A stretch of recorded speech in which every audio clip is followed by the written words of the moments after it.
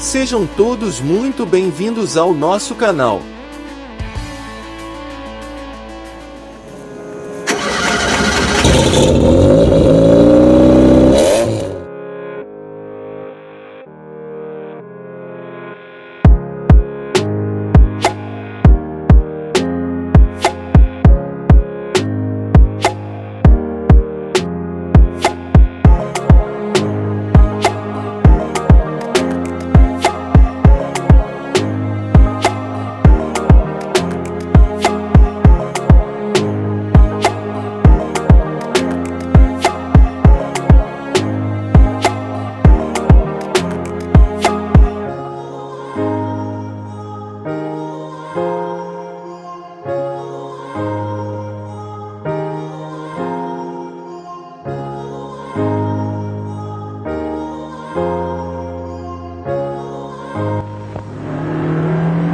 Quando a gente breca um carro, a frente abaixa, a traseira levanta e as rodas de trás travam. No Fiat 147 isso não acontece. Ele tem uma válvula que regula a pressão nos freios traseiros. Por isso eu vou comprar o Fiat 147. Carro não é só para correr não. Carro tem que parar também.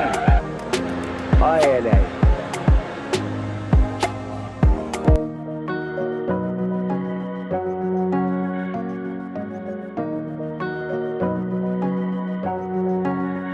O anúncio de que a Fiat passaria a produzir carros em terras brasileiras aconteceu oficialmente em março de 1973. Naquela época, já se sabia até mesmo qual seria o desbravador de nossas ruas e estradas, o exclusivo Fiat 147, que derivava diretamente do sucesso europeu batizado de 127, lançado em 1971. O novo carro, segundo os italianos, cairia como uma luva para as necessidades que os brasileiros tinham para se locomover em um país de dimensões continentais. O pequeno 147 era robusto, de mecânica fácil e simples e, ao mesmo tempo, proporcionava um baixo custo de manutenção. Além do mais, apresentava sensível economia de combustível quando comparado com os outros carros nacionais daqueles tempos. O fato da mecânica ser simples e robusta não significava que ela tinha baixa tecnologia construtiva. Como os carros brasileiros da época, ela trazia soluções que nem mesmo os carros de luxo contemporâneos sonhavam, como a disposição transversal do conjunto motor e câmbio, algo inédito no Brasil, assim como a correia dentada que acionava o eixo comando de válvulas do motor, presente apenas no Volkswagen Passat e Chevrolet Chevette. As suspensões eram independentes nas quatro rodas, com um robusto feixe de molas disposto transversalmente na traseira, dando ao novo Fiat um bom grau de estabilidade em curvas e, claro, alta durabilidade do sistema. A direção já contava com pinhão e cremalheira, também assim como o Passat e Chevette. Só para que se tenha uma ideia, na inauguração da ponte Rio-Niterói, Rio de Janeiro, que tem cerca de 14 quilômetros, a Fiat botou à prova o baixo consumo de combustível do 147, fazendo com que o novo modelo percorresse a extensão da estrutura com apenas 1 litro de gasolina e 4 passageiros no seu interior. E o 147 conseguiu cumprir o tal teste, que virou até propaganda na televisão, onde a quantidade de combustível era visível perante as câmeras. Isso provou um dos argumentos de vendas do novo carro. Dentro da esperança dos italianos de terem um carro perfeito para os brasileiros e para o mercado nacional, em 1976, a fábrica, localizada em Betim, Minas Gerais, começou a produzir o 147. Em relação ao 127 italiano, o carro brasileiro possuía uma carroceria mais robusta, com mais pontos de solda, e suspensão traseira inédita. Talvez por suas dimensões externas bem compactas com relação àquilo que se conhecia, o inédito carrinho da Fiat deixou os brasileiros com certa insegurança, pois, quando se observava o mercado nacional, ele era realmente compacto. Espaço interno agradável e bom porta-malas eram pontos positivos do pequeno 147, mas, mesmo assim, ele causava estranheza ao grande público. Uma curiosidade é relativa ao seu motor 1050, único que equipava o modelo. A dúvida é: por que 1050 cm3? Por que não 1000 cm3 ou 1100 cm3? O fato é que tudo se apoiava na legislação brasileira. Por incrível que possa parecer, quando o carro foi lançado, em 1976, a Lei Tributária Nacional afirmava que carros com motores de até 1 litro, 1000 cm3, pagavam mais IPI e ICMS do que aqueles com motores de até 1600 cm3, 1.6. Ainda no mesmo ano, já para a linha de 1977, o novo Fiat 147L Luxo, única versão disponível na época, já estava sendo oferecido na novidade das concessionárias Fiat. Com essa configuração 1050, inicialmente exclusiva para o mercado brasileiro e posteriormente exportada para a Europa, o 147L entregava 56 cavalos de potência bruta. Aquela que não desconta os componentes periféricos, alternador por exemplo, nem a perda durante a distribuição da força para as rodas dianteiras. A transmissão manual era de 4 velocidades, que pecava pela enorme imprecisão no engate das marchas e pelo incômodo movimento da alavanca de mudanças na medida que o carro acelerava ou desacelerava. Além disso, havia reclamações quanto à durabilidade do sincronizador das marchas, que com pouco tempo de uso já estava arranhando ou raspando no momento das trocas. Vendas cresciam e o sucesso vinha aos poucos. Mesmo demorando alguns anos para embalar no ranking de vendas, o Fiat 147 começou a conquistar o consumidor brasileiro de verdade no final da década de 70. Também nessa época, mais especificamente em 1978, chegava a inédita carroceria furgão, chamado de Fiat Furgoneta, que nada mais era do que um 147 sem os bancos e vidros traseiros.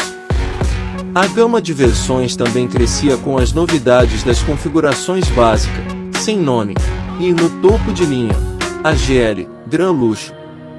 No final do mesmo ano, já como linha 1979, estreava uma pioneira, 147 picape. Uma pequena e útil caminhonete de 2 lugares inteiramente baseada no 147 comum, que logo virou a queridinha saboneteira dos pequenos comércios e de quem precisava carregar pequenas cargas. Com novo virabrequim de curso longo, pistões de maior diâmetro, carburador de corpo duplo e novo sistema de escapamento, o tradicional motor 1050 ganhou uma nova cilindrada na linha 1979, tornando-se o 1300. O novo propulsor ganhou mais potência e torque para mover com agilidade o pequeno 147, que não era referência em desempenho quando equipado com o pequeno motor de lançamento. E não havia uma melhor maneira de estrear o motor 1300 se não fosse em uma versão esportiva. Chegava assim a inédita Rally 1300, com visual exclusivo e repleto de adereços, faróis de longo alcance, rodas diferentes, adesivos e por aí vai. Chegou o ano de 1979 com uma grande novidade para a época: a estreia nacional da primeira versão unicamente movida a álcool. Na realidade, o carrinho foi o primeiro carro movido com o combustível de cana oferecido ao consumidor brasileiro, um pioneirismo que deu a ele um vantajoso ar de vanguarda tecnológica. O novo Fiat 147 a álcool, apelidado carinhosamente de cachaçinha devido ao cheiro do combustível queimado, era equipado com um motor 1.3 com taxa de compressão substancialmente aumentada, para aproveitar as características físico-químicas do etanol como combustível. Em 1980, O 147 já caía em definitivo no gosto do consumidor brasileiro. E, depois de 4 anos do lançamento no mercado nacional, o pequeno Fiat passou pela primeira e grande remodelação visual. A frente, agora alinhada à do 127 europeu, daí o apelido de Frente Europa, ganhava novo conjunto óptico, grade e para-choques, mais moderno e harmônico. A traseira e o interior também passavam por modificações diversas, sempre baseadas no carro vendido no velho continente. Não demorou muito para que ainda mais novidades estreassem no popular da Fiat. Em 1982, o grande calcanhar de Aquiles do 147 foi finalmente resolvido. A transmissão de 4 marchas era inteiramente reformulada, com um novo seletor de marchas na tampa da caixa, novos anéis sincronizadores para as engrenagens, além de um novo trambulador, que garantiam trocas mais precisas e suaves. Mas as novidades não paravam por aí, já que toda a gama de versões era renomeada, a configuração standard saía de cena, e agora a porta de entrada para o 147 passava a ser a C, Comfort, antiga L, seguida da CL, Comfort Luxo, antiga GL, Top, referência ao topo de linha, antiga GLS, e Racing, esportiva que substituía a Rally. Eram menos opções para facilitar o processo de escolha e venda.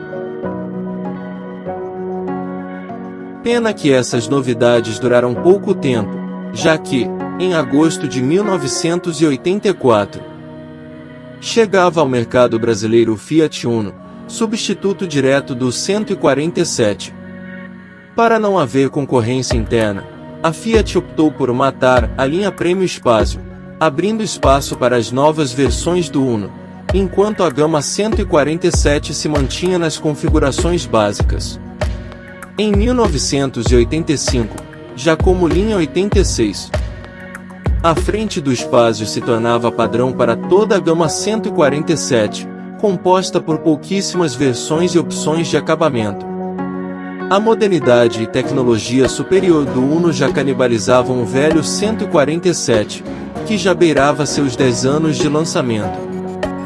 Já figurinha rara na rede de concessionárias Fiat nos últimos meses e quase sempre deixado de escanteio nos showrooms, o pequeno 147 saía de linha oficialmente em dezembro de 1980. Pena que essas novidades duraram pouco tempo, já que, em agosto de 1984, chegava ao mercado brasileiro o Fiat Uno, substituto direto do 147. Para não haver concorrência interna, a Fiat optou por matar a linha Premium Espaço, abrindo espaço para as novas versões do Uno, enquanto a gama 147 se mantinha nas configurações básicas. Em 1985, já como linha 86, a frente do Espaço se tornava padrão para toda a gama 147, composta por pouquíssimas versões e opções de acabamento. A modernidade e tecnologia superior do Uno já canibalizavam o velho 147, que já beirava seus 10 anos de lançamento. Já figurinha rara na rede de concessionárias Fiat nos últimos meses e quase sempre deixado de escanteio nos showrooms, o pequeno 147 saía de linha oficialmente em dezembro de 1986. O Uno, cada vez mais vendido e com sucesso garantido, tomava agora o lugar de popular da fabricante italiana de forma definitiva.